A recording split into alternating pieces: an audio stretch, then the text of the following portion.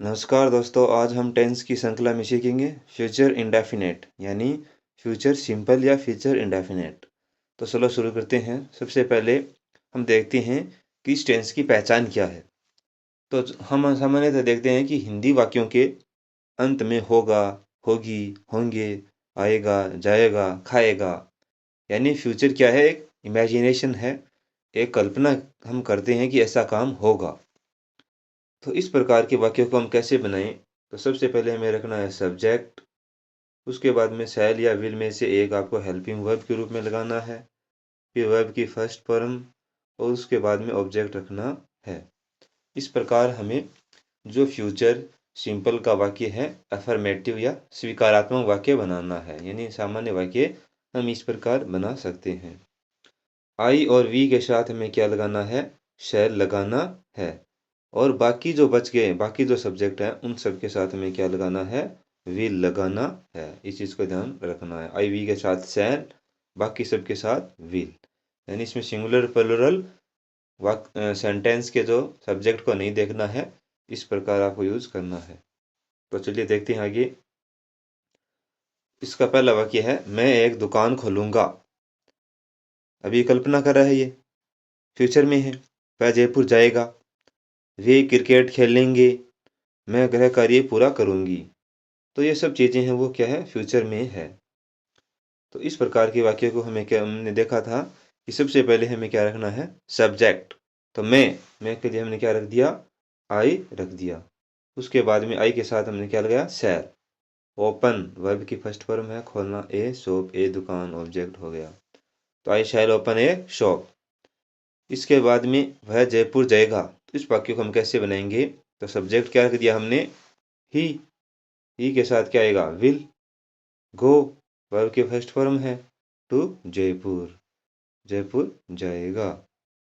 Other word जो है हम रख सकते हैं इसके बाद में। वर्ब के बाद में अगर ऑब्जेक्ट है तो ऑब्जेक्ट रख दो, नहीं तो अदर वर्ड रख दो।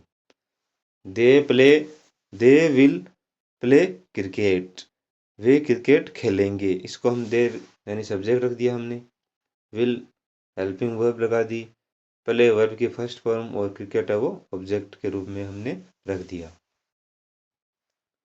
आई शैल कंप्लीट होमवर्क, आई शैल कंप्लीट होमवर्क, मैं गृह कार्य पूरा करूंगा या करूंगी। करूंगा या करूंगी जेंडर का इंग्लिश में वर्ब पे कोई प्रभाव नहीं पड़ता है, करूंगा वही होगा, करूंगी भी वही होगा।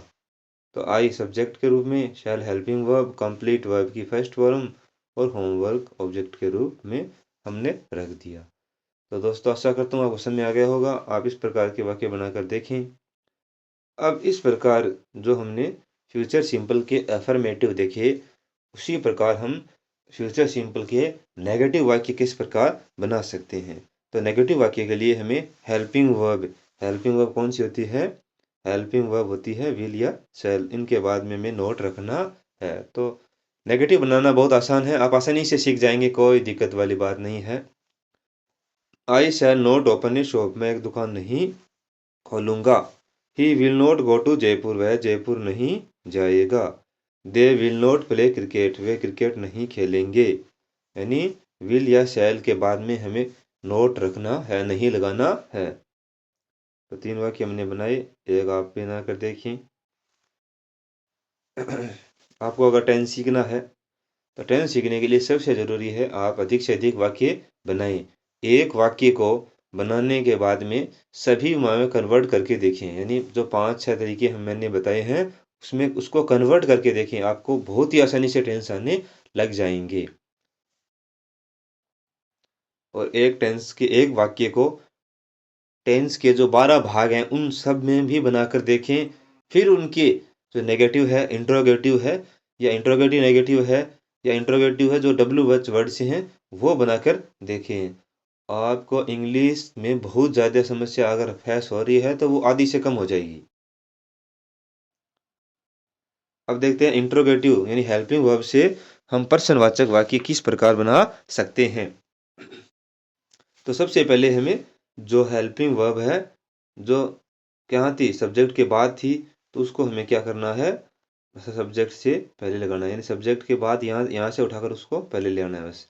इतना ही चेंज करना है और लास्ट में प्रश्नवाचक लगाना है और कुछ भी नहीं करना है। बहुत आसान काम है। जैसे शैल आई ओपन ए शॉप, क्या मैं एक दुकान खोलूंगा। Will he go to Jaipur, क्या वह जयपुर जाएगा। तो हेल्पिंग वर्ब को सब्जेक्ट से पहले रखना है, इतना ही चेंज करना है। विल दे प्ले क्रिकेट, क्या वे क्रिकेट खेलेंगे। शैल आई कंप्लीट होमवर्क, क्या मैं होमवर्क पूरा करूंगा। अब देखते हैं इंट्रोगेटिव, जो WH वर्ड यानी प्रश्नवाचक वर्ड से बनते हैं। तो WH वर्ड को पहले रखना है, उसके बाद में हेल्पिंग वर्ब से बनने वाला जो इंट्रोगेटिव है उसके बाद रखना है। इस चीज को रखना कि हेल्पिंग वर्ब का वाक्य किस प्रकार बनेगा कि सब्जेक्ट से पहले हेल्पिंग वर्ब रखनी है। अब हेल्पिंग वर्ब वाले पूरे वाक्य को WH वर्ड के बाद रखना है, यानी रखकर बना सकते हैं। जैसे हमने किया वैन मिस कब, तो वैन जोड़कर हमने वाक्य बना लिया when shall I open a shop, मैं दुकान कब खोलूंगा। तो ये WH वर्ड है। Why will he go to Jaipur, यह जयपुर कब जाएगा। वोट विल दे प्ले, वे क्या खेलेंगे। अब वोट लगाया तो हमने क्रिकेट को हटा दिया, क्यों, क्योंकि वो किसी चीज के बारे में ऑब्जेक्ट के बारे में जानना चाहता है, इसीलिए प्रश्न कर रहा है। तो हमें अगर प्रश्न बना रहे हैं, सीख रहे हैं, तो उसको हटा देना है। इसके बाद में वेयर मीन्स कहाँ, where shall I complete homework, मैं होमवर्क कहाँ पूरा करूंगा। उसके बाद में दोस्तों देखते हैं इंट्रोगेटिव नेगेटिव, ये भी बहुत आसान है। इंट्रोगेटिव जो हेल्पिंग वर्ब से बनाए उसमें सब्जेक्ट के बाद नोट रखना है, यानी जो इंट्रोगेटिव हमने हेल्पिंग वर्ब से बनाए उसमें सब्जेक्ट के बाद में नोट रखना है। यानी अभी जो हमने इंट्रोगेटिव बनाए थे हेल्पिंग वर्ब वाले, उसमें क्या रखना है, आपको नोट रखना है। ये इंट्रोगेटिव है तो यहाँ पर आपको कहाँ नोट रखना है, यहाँ नोट रखना है सब्जेक्ट के बाद में, यानी आई के बाद में नोट रखना है, इतना चेंज करना है, बाकी कोई दिक्कत वाली बात नहीं है। इंट्रोगेटिव नेगेटिव में क्या होता है कि वो प्रश्न पूछ रहा है और साथ में नेगेटिव भी लगा रहा है, क्या मैं एक दुकान नहीं खोलूंगा, क्या भी है और नहीं भी है। इस प्रकार के वाक्य क्या होते हैं, इंट्रोगेटिव नेगेटिव होते हैं। जैसे shall I not open a shop, क्या मैं एक दुकान नहीं खोलूंगा। इसके बाद में will he not go to Jaipur, क्या वह जयपुर नहीं जाएगा। यानी हम क्या कर रहे हैं, क्या भी लगा रहे हैं और नहीं भी पूछ रहे हैं। Will they note play cricket, will they note play cricket, क्या वे क्रिकेट नहीं खेलेंगे। शैल आई नोट कंप्लीट होमवर्क, क्या मैं गृह कार्य पूरा नहीं करूंगा। तो इस प्रकार के वाक्यों को हम है वो आसानी से बना सकते हैं। तो आशा करता हूँ आपको समझ आ गया होगा। कोई समस्या है तो आप कमेंट बॉक्स में पूछें। इसके बाद में ये कुछ वाक्य हैं जो आप लिख लें, वीडियो को रोक के लिख लें। लिखने के बाद इनको बना के देखें, फिर इनको सभी जो अलग अलग पार्ट्स हैं, वाक्य के अलग अलग टाइप्स हैं, उनमें बदल कर देखें। आशा करता हूँ आपको बहुत आसानी से समझ आ गए होंगे। अब मैं इसको, आपने वीडियो पॉज करके लिख लिए होंगे, अब मैं इसके वाक्य बनाकर बताऊंगा कि आपको किस प्रकार वाक्य बनाने हैं। तो पहला वाक्य है राम एक पुस्तक खरीदेगा। सब्जेक्ट क्या है, राम, कर्ता राम है। राम के साथ में क्या आएगा, विल, क्योंकि आई और वी के साथ शैल है, बाकी सभी के साथ विल है। तो राम विल, वर्ब की फर्स्ट फॉर्म क्या है, buy a book, Ram will buy a book, Ram एक किताब खरीदेगा।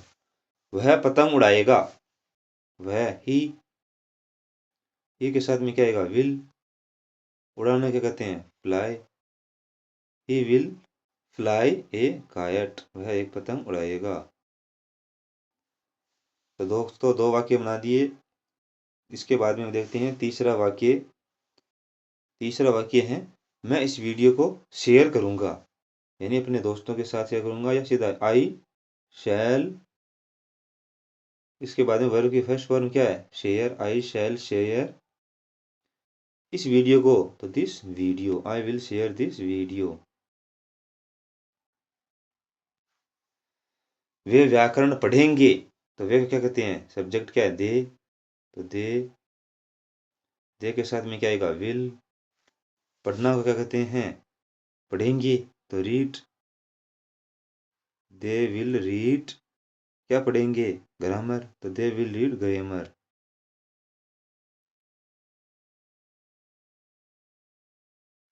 They will read grammar, way grammar पढ़ेंगे।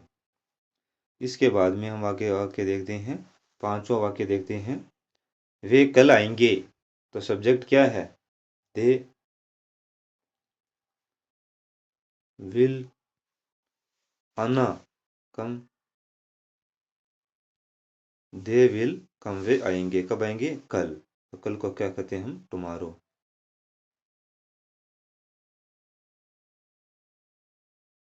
तो दोस्तों आशा करता हूँ आपको समझ आ गया होगा। अगर समझ आ गया है तो वीडियो को सब्सक्राइब रखें ताकि आपको नई नोटिफिकेशन मिलती रहे। धन्यवाद।